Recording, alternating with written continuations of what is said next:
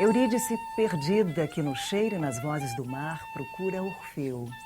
Ausência que povoa terra e céu e cobre de silêncio o mundo inteiro. Quando assassinaram João Pedro, em 62, eu fiquei com 11 filhos, tomando conta dos filhos, de cozinhar, lavar para os meus filhos. Então, eu não participava do movimento lá em Sapé, das reuniões diariamente, não participava. Agora, quando às vezes havia lá uma reunião, um momento assim, de que todos os camponeses do campo vinham participar, ele me levava e eu participava também dos atos públicos lá, né, da conversa com os trabalhadores. Aí, que quando chegou o momento, e de que muitas vezes ele chegava em casa e me abraçava, os nossos filhos ficavam tudo abraçados com ele, chorando, porque ele dizia que iam tirar a vida dele. E se eu assumi o lugar dele na Liga Camponesa e dava continuidade à luta dele. Assim, bebi manhãs de nevoeiro e deixei de estar viva e de ser eu, em procura de um rosto que era o meu rosto secreto e verdadeiro. Porém, nem nas marés, nem na miragem eu te encontrei. Erguia-se somente o rosto liso e puro da paisagem. E devagar tornei-me transparente. Eu nunca tive resposta para dar. Nunca, minha filha. Eu ficava calada, não tinha resposta para dar. Agora, no momento que eu tomei conhecimento que João Pedro foi assassinado, né, de emboscada por policiais, e que chegou o momento de que ele já se encontrava em Sapé, já se encontrava lá em Sapé. Aí que veio o carro me pegar com os nossos filhos, levei os filhos e fui, que eu cheguei lá, que vi ele morto, que peguei na mão dele e disse: João Pedro, eu vou dar continuidade à sua luta para o que der e vier.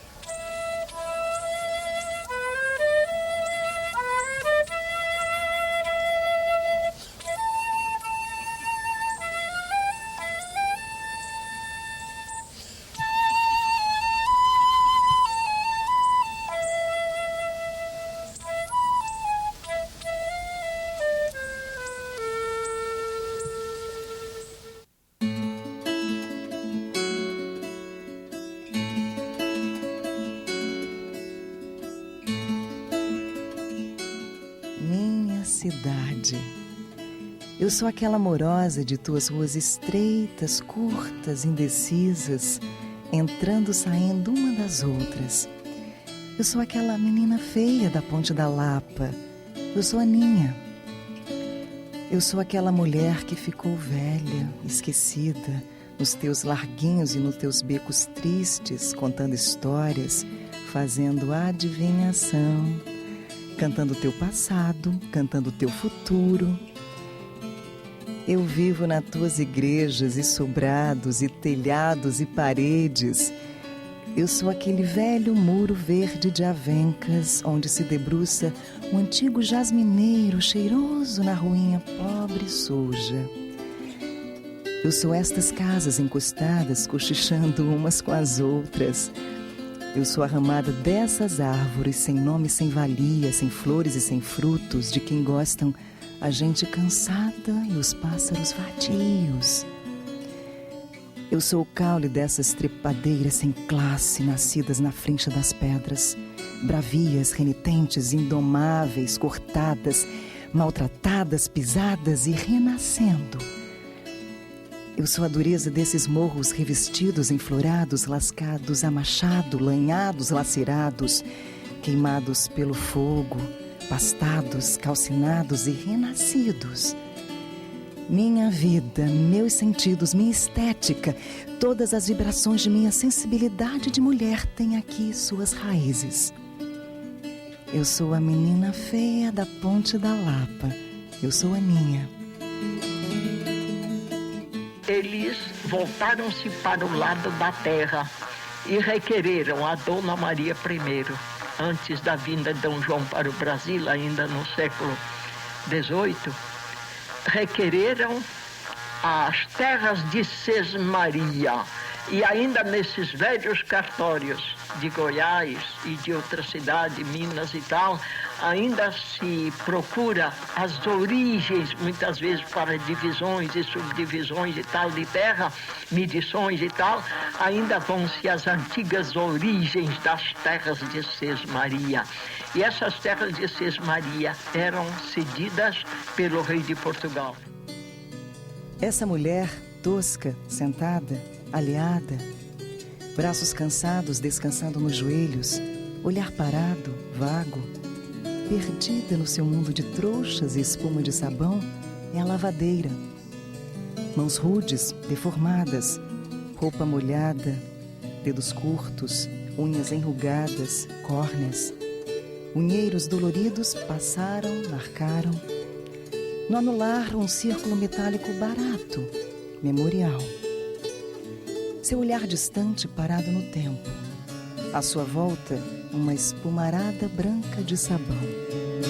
O início da minha caminhada com o movimento de mulheres se deu com um grupo de mulheres lavadeiras de um bairro da periferia da cidade de Rio Branco, Acre. Eram lavadeiras que não tinham o conhecimento da escrita e formamos um grupo de alfabetização no método de Paulo Freire. Mas eu quero logo registrar de início a minha satisfação de hoje. Essas lavadeiras são professoras universitárias.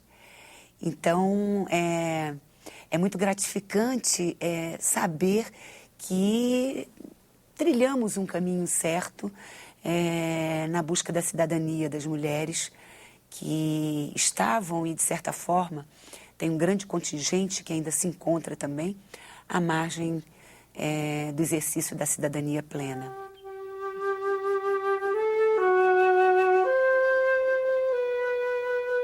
Ainda o dia vem longe na casa de Deus Nosso Senhor. O primeiro varal de roupa festeja o sol que vai subindo, vestindo o quaradouro de cores multicores. Essa mulher tem 40 anos de lavadeira, 12 filhos crescidos e crescendo. Viúva, naturalmente, tranquila, exata, corajosa. Temente dos castigos do céu, enrodilhada no seu mundo pobre.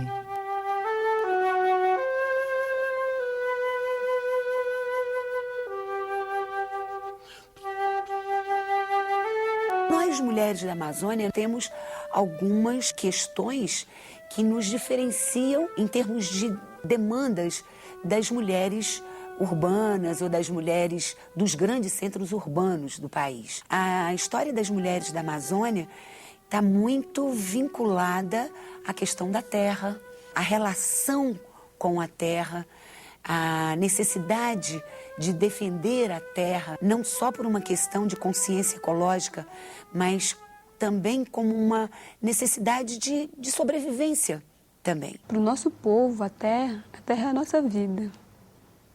A terra é tudo que a gente tem.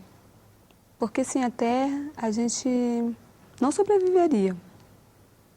Tanto para morar, no alimento, no dia a dia. Sem a terra, a gente não tem vida. Nem só nós, povos indígenas. Todos os seres humanos, que a gente não vive sem a terra. A terra representa isso, a vida para a gente.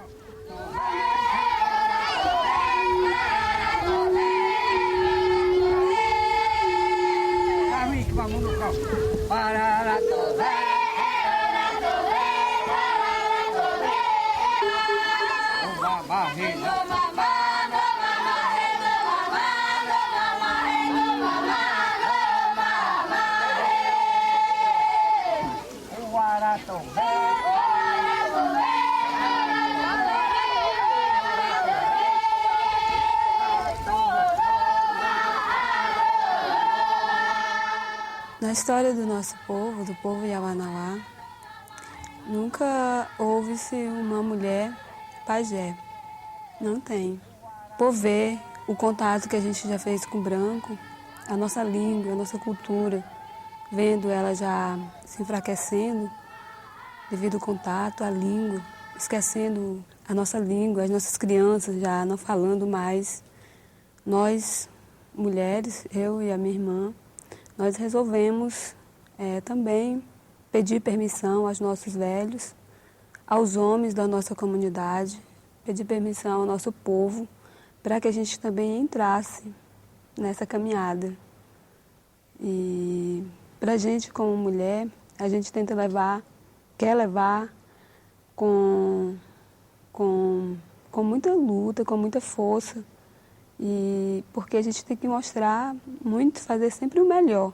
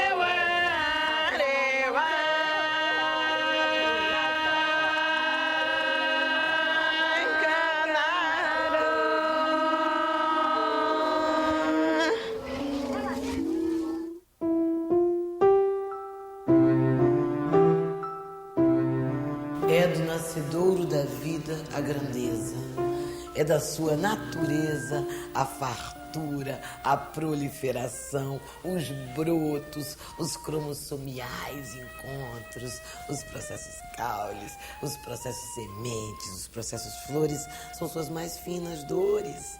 As consequências leite, as consequências tronco, as consequências cachos, as consequências frutos, são suas cores mais belas. É da substância do átomo ser partível, produtivo, ativo e gerador. Tudo é no seu âmago início, patrício da riqueza, solstício da realeza. É da vocação da vida, a beleza. E a nós cabe não roê-la, não diminuí-la com os nossos minúsculos gestos, ratos, nossos fatos apinhados de pequenezas. Cabe a nós enchê-la, cheio que é o seu princípio. Eu aprendi a cuidar de mulher grávida, idade de 13 anos de idade. E eu aprendi com a minha avó. A prática de partejar é uma prática que vem passada de geração para geração, os conhecimentos, os saberes, o domínio das manobras na hora do parto, o conhecimento das ervas e plantas medicinais. As parteiras tradicionais da floresta, elas têm um status diferenciado dentro da comunidade, porque elas têm um reconhecimento desse trabalho. Todo vazio é grávido desse benevolente risco. Todo presente está guarnecido do estado potencial de futuro. Então, eu peço ao ano novo, peço aos orixás das transformações, nos livrem do infértil da ninharia, nos protejam da vaidade burra, da vaidade minha, desumana, sozinha, nos livrem da ânsia voraz, daquilo que ao nos aumentar, nos amesquinha. A vida não tem ensaios, ora, mas a vida tem novas chances. Viva a burilação eterna, viva a possibilidade, os esmerildos de sabores, abaixo o estéril arrependimento, abaixo a duração inútil dos rancores, um brinde ao que está sempre em nossas mãos, a vida inédita pela frente e a virgindade dos dias que virão.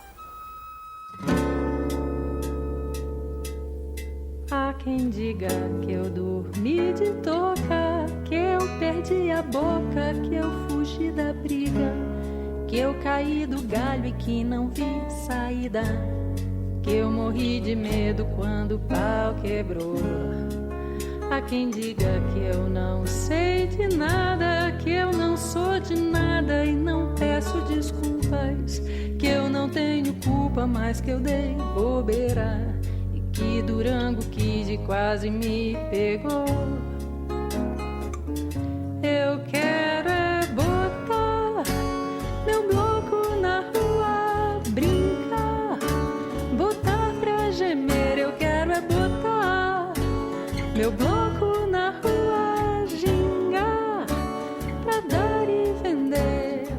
O movimento feminista tem hoje, na primeira década do século XXI, muitas coisas para comemorar. Nós conquistamos muitas coisas e conquistamos pelo nosso esforço, pela estratégia política que o movimento adotou, pela sua capacidade de negociação, pelo envolvimento e porque a sociedade também foi transformando e foi percebendo que era um absurdo que mais de 50% da população tivesse que viver em condições de desigualdade absoluta só porque nós somos biologicamente diferentes. Apesar de termos muitas coisas para comemorar, eu acho que hoje o feminismo ainda tem uma agenda extensa, porque tem muitas questões para serem transformadas ainda. No último estudo que o IBGE fez sobre a sociedade brasileira, ele diz que o século XX foi um século de mudança para toda a sociedade brasileira, exceto para a população negra.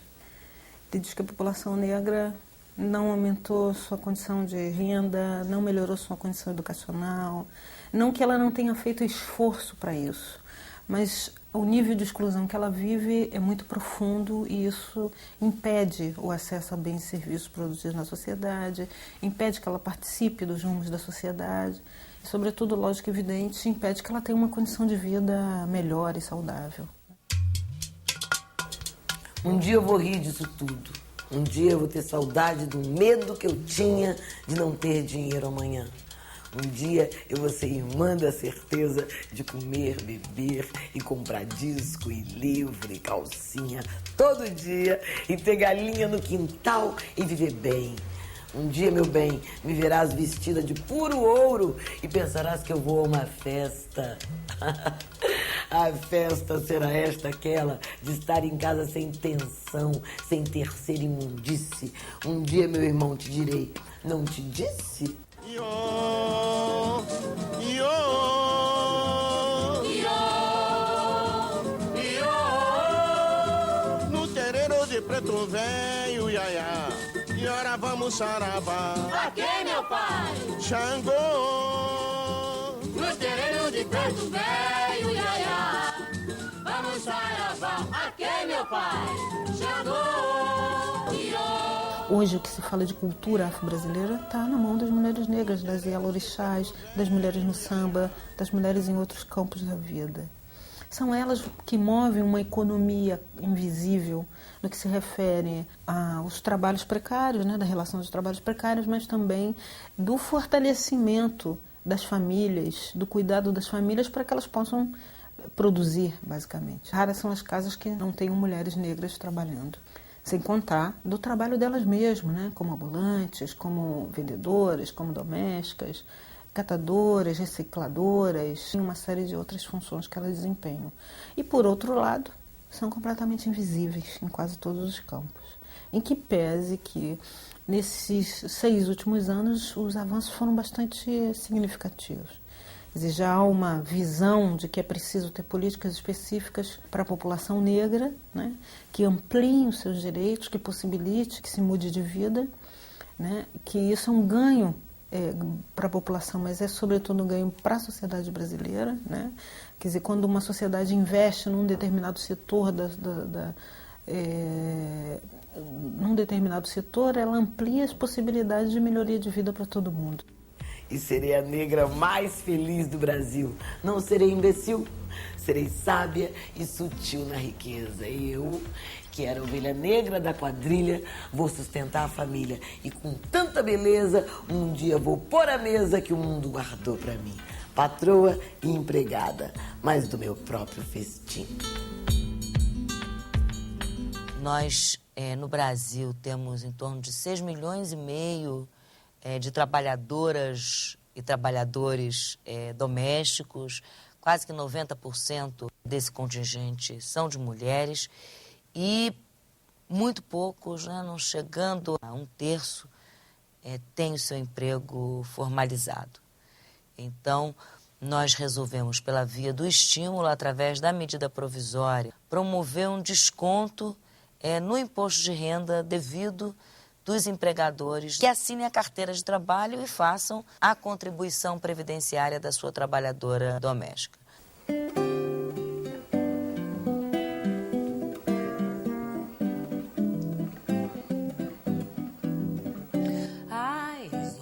As palavras que a coitada me dizia, francamente eu não ouvia, mas a voz criminosa do meu subconsciente era quem repetia: malvado, bem caro has de pagar essas pancadas que eu não mereço apanhar.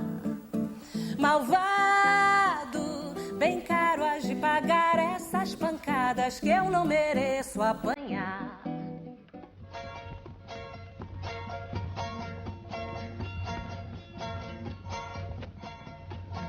Gracias a la vida me ha dado tanto, me dio 2 luceros, que cuando los abro perfecto distingo lo negro del blanco, y en el alto cielo brillaron las multitudes enormes que amo.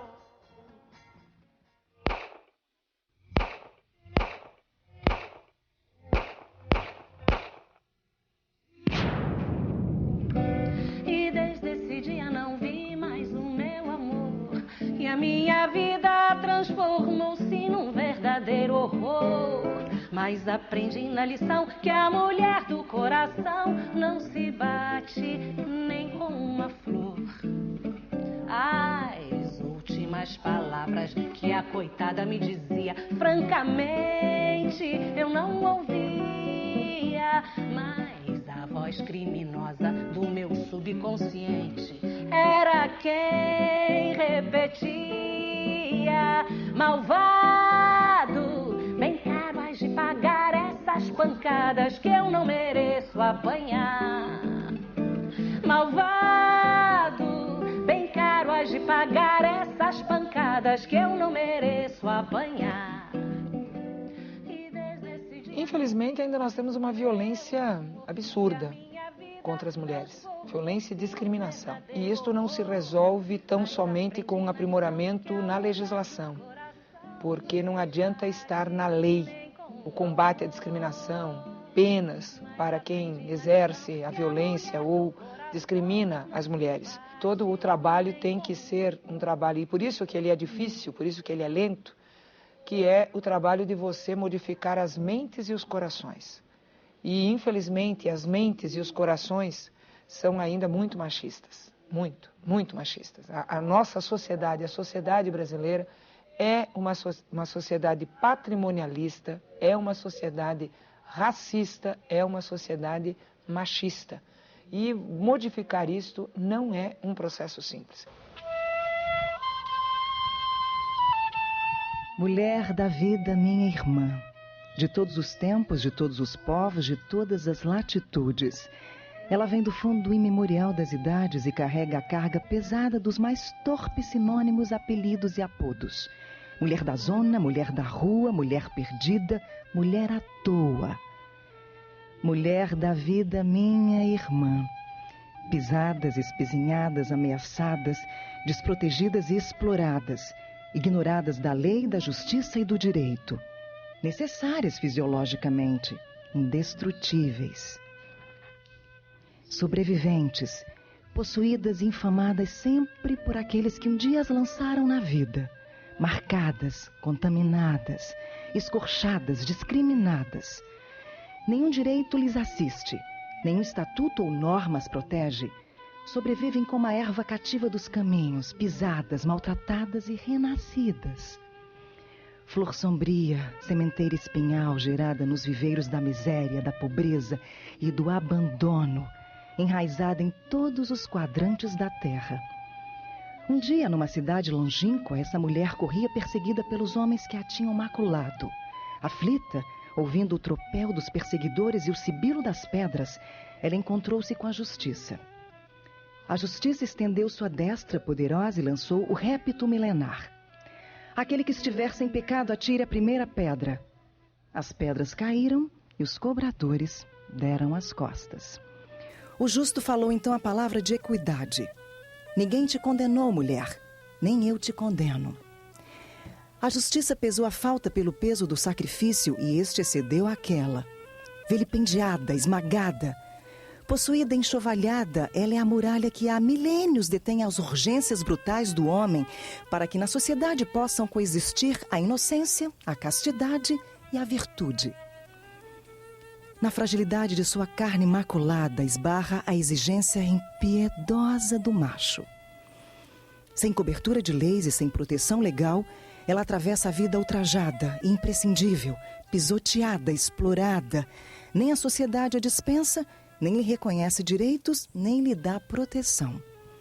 E quem já alcançou o ideal dessa mulher, que o homem a tome pela mão, a levante e diga: minha companheira.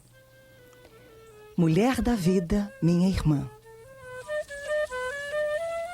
Fui mudando minha angústia numa força heróica de asa. Para construir cada músculo, houve universos de lágrimas. Devo-te o modelo justo. Sonho, dor, vitória e graça. Por 4 séculos, a sociedade patriarcal, baseada no latifúndio e na escravidão, reservou para as mulheres um lugar quase invisível. Na Casa Grande, as sinhazinhas entediadas descansavam dos partos frequentes sob a permanente tutela de pais e maridos. Sem vida própria, eram mantidas na ignorância e a única função social exercida era a maternidade. Enquanto na senzala, as mulheres negras resistiam como podiam para tentar impedir a reprodução do sistema escravista. As mulheres negras no período anterior à abolição não apenas lutavam por sua independência, pelo fim da escravidão, como também impediam a continuidade de um sistema que se baseava na reprodução de escravos, os chamados bastardos, para alimentar a própria escravidão. E essa foi uma luta muito séria. Mulheres cortavam o seio, mulheres abortavam e não permitiam que a sua unidade de produção, que é o seu próprio corpo, fosse utilizado para dar continuidade àquela realidade. Além do mais, as mulheres, principalmente no sistema, ainda durante o regime da escravidão, tinham um papel fundamental na resistência, apoiando outros escravos e escravas que fugiam, assegurando-lhes não apenas alimentos, como também informações estratégicas para que essa luta continuasse. Isso mostra que essas mulheres já eram estrategistas. A estratégia usada pelas mulheres no século XIX foi lutar por educação. Nísia Floresta funda no Rio de Janeiro a primeira escola para mulheres em 1838. Por 17 anos ensina línguas e história, matérias banidas do universo feminino de seu tempo. Enquanto pelo velho e novo mundo vai ressoando o brado Emancipação da Mulher, nossa débil voz se levanta na capital do Império de Santa Cruz, clamando: educai as mulheres.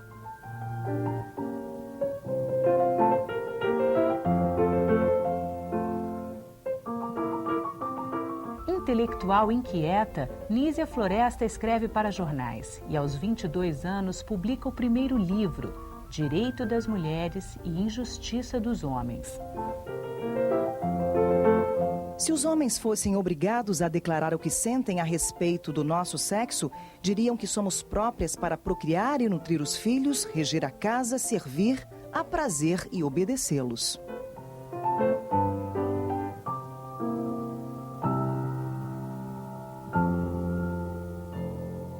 elas começam a lutar pelo direito a serem alfabetizadas, o direito à educação. As mulheres tinham seus direitos restritos à educação. Não podiam cursar a universidade, poucas podiam ter acesso sequer à leitura. Haviam escolas exclusivamente para moças que lhes ofereciam um horizonte muito restrito. As mulheres começam, então, a lutar pelo direito à educação e a colocar a boca no trombone. O trombone daquela época era a imprensa.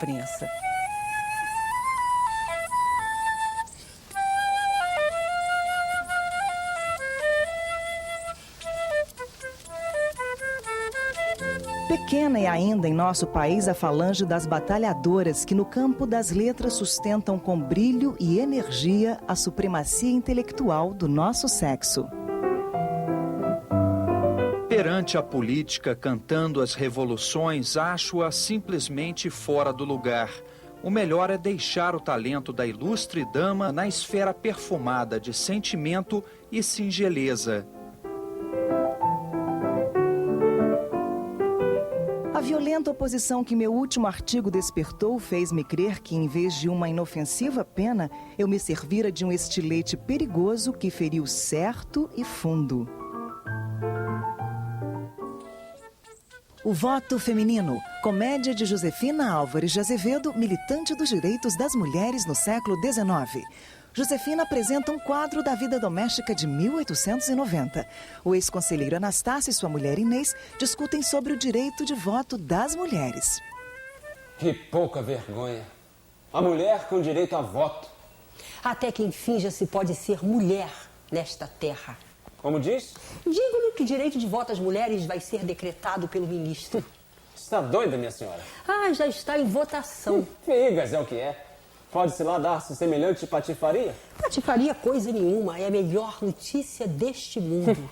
Se tal coisa acontecer, pode-se dizer que o Brasil é uma terra de malucos. Senhor Anastácio, não me faça falar. Senhora Dona Inês, lembre-se de que sou um ex-conselheiro do ex-império e já fui ministro. Ex-ministro. E por sinal não era o senhor quem escrevia os seus despachos, e sim eu e minha filha que nem sequer tínhamos o direito de assiná-los. Figas. Figas.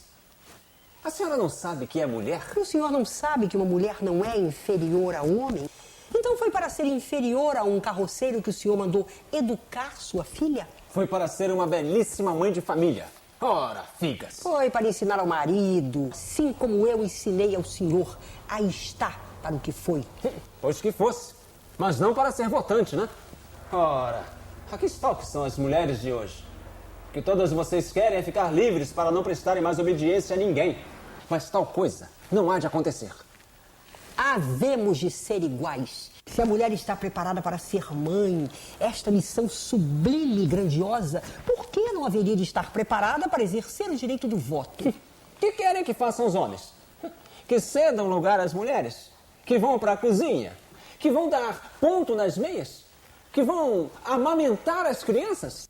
Ora... Senhor Anastácio, o senhor perdeu a razão.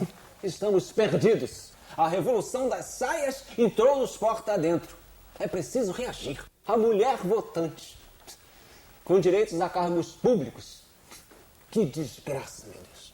Que calamidade. Calamidade é de termos homens como o senhor que procuram aniquilar os nossos direitos em proveito da sua vaidade. Está desejosa de votar e ser votada. Ir ao parlamento, sobraçar uma pasta, andar de cupê e ordenanças. São assim todas as mulheres. Ah, mas hei de ensiná-las, viu? Agora é comigo. É preciso ser homem. Ser homem! Pois saiba que tenho boas notícias a dar. Escusado.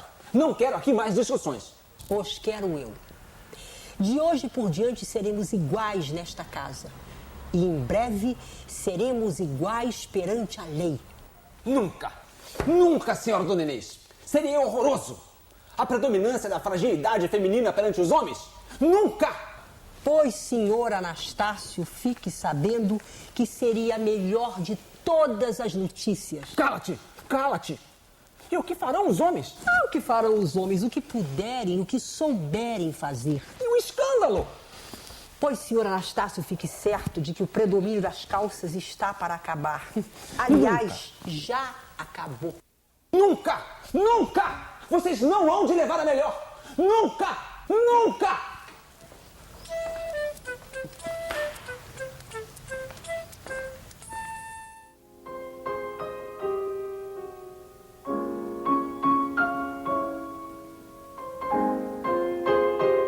Para que a humanidade seja mais perfeita e feliz, é necessário que ambos os sexos sejam educados segundo os mesmos princípios. É preciso que a mulher encontre a sua virtude no conhecimento, porque é a ignorância que a torna inferior.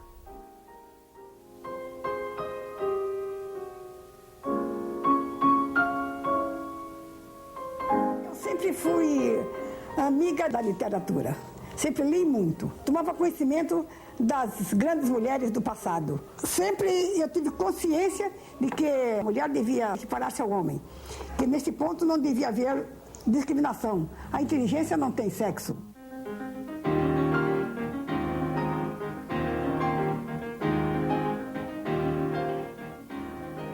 Enquanto pelo velho e novo mundo vai ressoando o brado emancipação da mulher, nossa débil voz se levanta na capital do Império de Santa Cruz, clamando: educai as mulheres.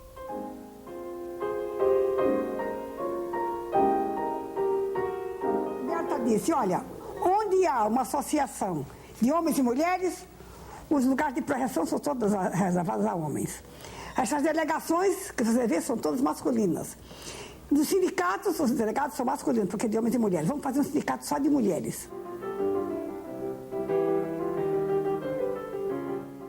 Existiram mulheres mais anônimas, né, e que fizeram da luta social uma luta muito viva e que, portanto, não são conhecidas da população brasileira. Existem algumas que, mesmo vindo de movimentos populares, tiveram muitas marcas de luta e de coragem, como Margarida Maria, né, no movimento rural.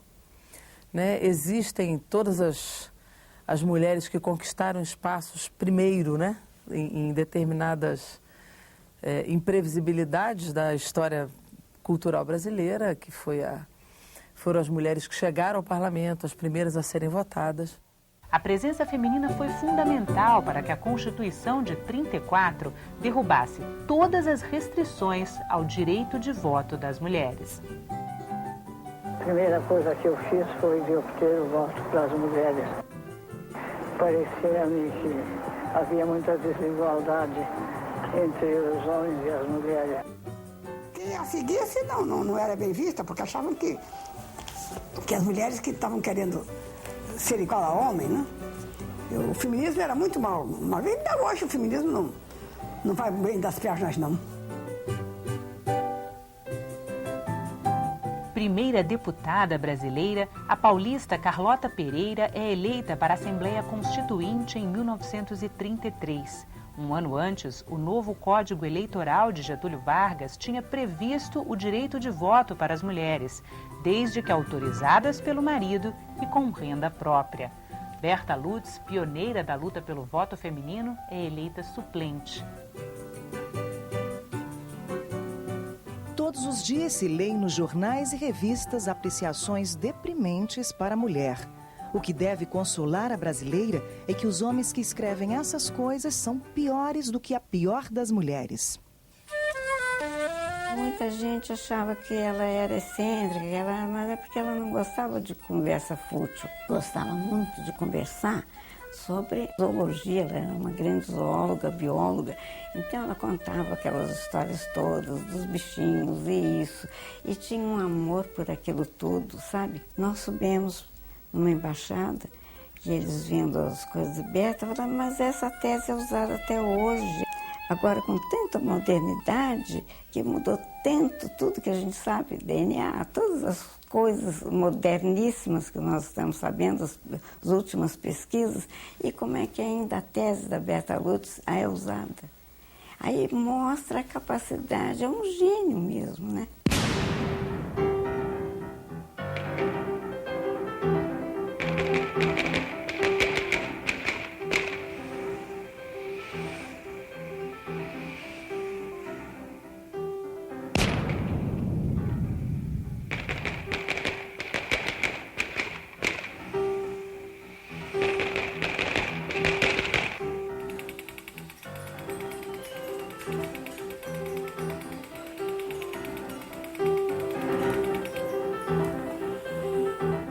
mulher que não pôde ser compreendida na Declaração dos Direitos Humanos, proclamada pela Revolução Francesa, foi libertada pela guerra.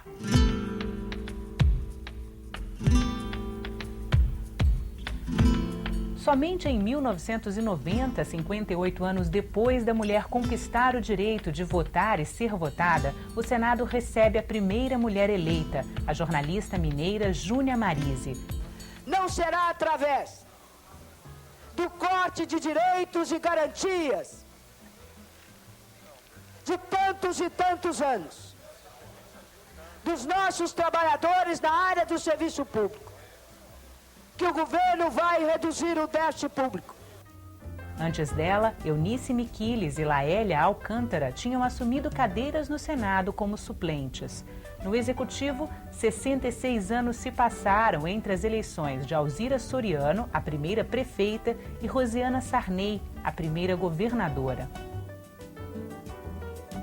Então a gente percebe que a gente lutou, ultrapassou dezenas e dezenas de barreiras para conquistar o respeito da sociedade, mas o poder, ele ainda é marcadamente masculino. Haja vista as presidências de comissões, haja vista as direções das mesas da Câmara dos Deputados e do Senado. Então, eu acho que a gente ainda está engatinhando, eu diria, nesse processo. Aliás, a história do Brasil é assim, todas as lutas libertárias, lutas comunitárias, luta contra a carestia, luta armada, as mulheres sempre estiveram presentes, né? E a sua representação de poder no executivo, nas empresas, nos bancos, nos partidos políticos e tal, sempre é absolutamente aquém, né, do que é a nossa representação na luta real.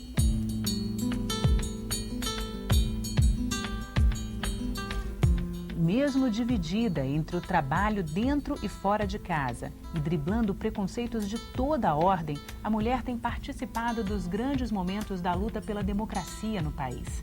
Ainda durante a ditadura militar, a atuação feminina foi decisiva para que, em 1979, a sociedade civil conquistasse a anistia ampla, geral e irrestrita. O movimento pela anistia no país, acho que foi um dos movimentos históricos e políticos mais importantes da luta política do nosso país. Nós estávamos, na década de 70, numa luta contra a ditadura, pela redemocratização do país, pela volta das eleições diretas. Isso envolveu milhares de pessoas, teve influência, inclusive, na América Latina. E eu tive o privilégio, assim como outras milhares de pessoas, de poder participar desse movimento, acompanhar a volta dos exilados políticos ao país, lutar pelas eleições diretas, lutar por um contexto de democracia que nós temos hoje. Nos termos do artigo 2º e seus parágrafos do Ato Institucional número 5, de 13 de dezembro de 1968, fica decretado o recesso do Congresso Nacional a partir desta data.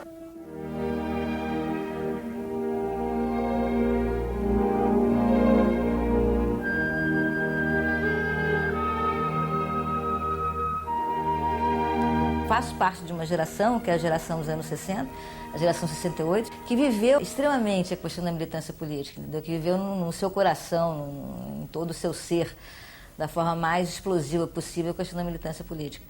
E a ponto de, quer dizer, no momento que você tem o Ato Institucional número 5, em dezembro de 68, boa parte dessa geração ter caminhado para a resistência armada à ditadura, que foi uma experiência muito dolorosa. E durante a cadeia toda, né, o que realmente me segurou, né, era a vontade de ter um filho, a certeza que eu ia ter um filho. Isso representava para mim vida, né? Se eles estavam querendo me matar, eu tinha que dar uma resposta de vida, né? E ter um filho, né, para mim simboliza até hoje, né, a resposta, né, que a coisa continua, que a vida está aí, né, que as coisas não acabam.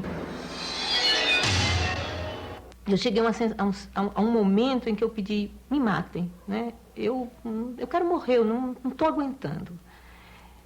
E eu lembro do olhar, do riso dele, dizendo assim para mim, eu não te mato, não me interessa me matar.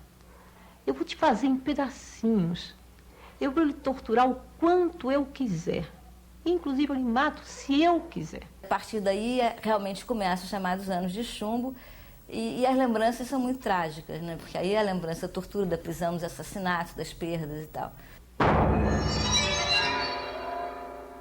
Uma das formas de tortura era mostrar os slides das cabeças decapitadas dos guerrilheiros. Isto foi uma prática usada com todos os guerrilheiros presos, né? Os poucos sobreviventes. Toda essa experiência, né? Essa experiência de lidar com a violência, de perdas, né? E dessa tragédia que eu vivi num período que eu era extremamente jovem, né? Eu tinha 18, 19 anos, quando tudo isso começa, acaba permeando, né? Todos os meus filmes, acaba permeando tudo que eu faço, né? É impossível fugir disso, mesmo que eu queira, né?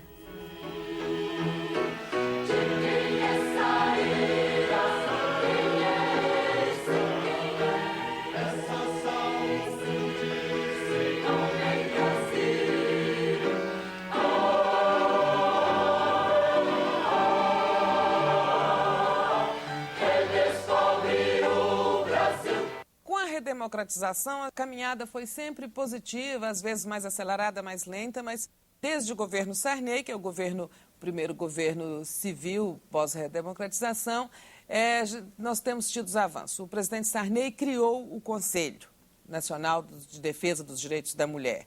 O Conselho passou por algumas mudanças de estrutura, em suma, mas ele está aí, ele funciona e ele é o órgão maior de coordenação das lutas femininas. 23 deputadas constituintes atuaram afinadas na Assembleia de 1987 para garantir as conquistas da nossa mais democrática Constituição. O Lobby do Batom, acho que foi um momento marcante na vida nacional das mulheres, que eu presenciei, vivi, fiz parte, coordenei o Lobby do Batom. Naquela época eu fazia parte do Conselho Nacional dos Direitos da Mulher, tinha a Carta das Mulheres das Brasileiras aos constituintes, e nós estávamos permanentemente no Congresso acompanhando, né, o processo de elaboração da nova Constituição brasileira. E um deputado, naqueles embates de corredores, com uma forma de nos ofender, disse: já está chegando o Lobby do Batom. Aquilo que ele pensava que era um xingamento pejorativo, nós resolvemos transformar, na verdade, numa questão política e positivar o Lobby do Batom como o lobby das mulheres do movimento social, as parlamentares, os organismos estatais, no sentido de ser o lobby em defesa das propostas das mulheres para a Constituição de 88. A atuação das mulheres nesta casa foi de tal teor que, pela edificante força do exemplo, aumentará a representação feminina nas futuras eleições.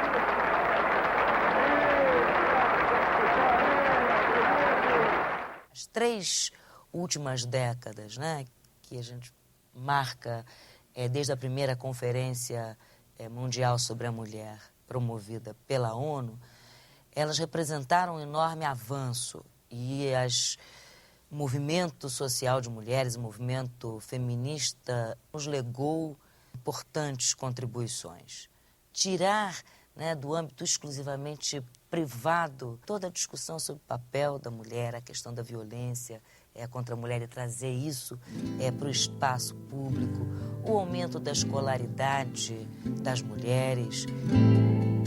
Foi a abertura universitária que determinou a abertura cultural para a mulher no Brasil. A escritora Raquel de Queiroz é empossada na cadeira número 5 da Academia Brasileira de Letras.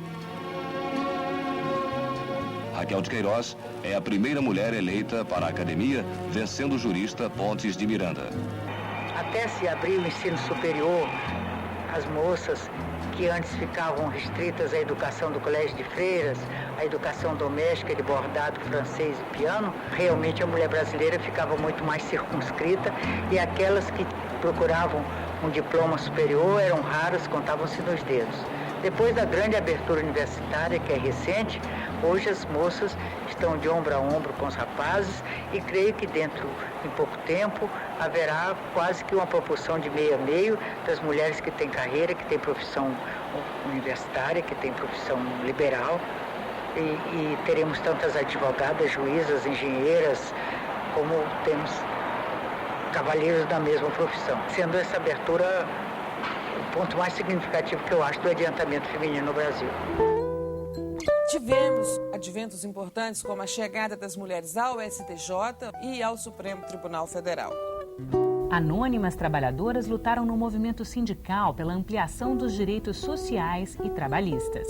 Os homens hoje votam nas mulheres, confiam nelas, muitas vezes até com um discurso atrasado, dizendo que a mulher, como ela está acostumada a arrumar a casa, ela tem mais capacidade de arrumar as coisas na política. Agora, tem um discurso que é muito válido para nós, que é a valorização das mulheres no sentido da honestidade, de serem mais incorruptíveis, até porque a nossa tradição não é de inserção no poder. Então, nós estamos distantes, né, das histórias, inclusive, de corrupção e etc. E porque a mulher é formada de um outro jeito mesmo. Por ser mulher, para mim não foi muito fácil, porque o nosso povo, eles sempre foram mais homem, mulher, mas com o tempo, com os projetos chegando, foi se enquadrando mais opiniões, né, de mulheres no meio.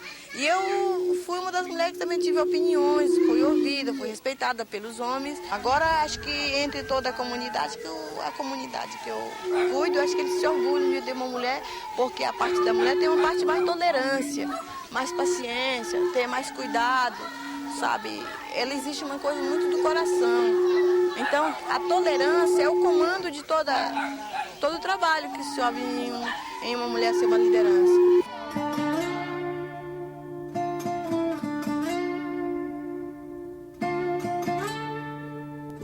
Eu sou a terra, eu sou a vida. Do meu barro primeiro veio o homem, de mim veio a mulher e veio o amor. Veio a árvore, veio a fonte, vem o fruto e vem a flor.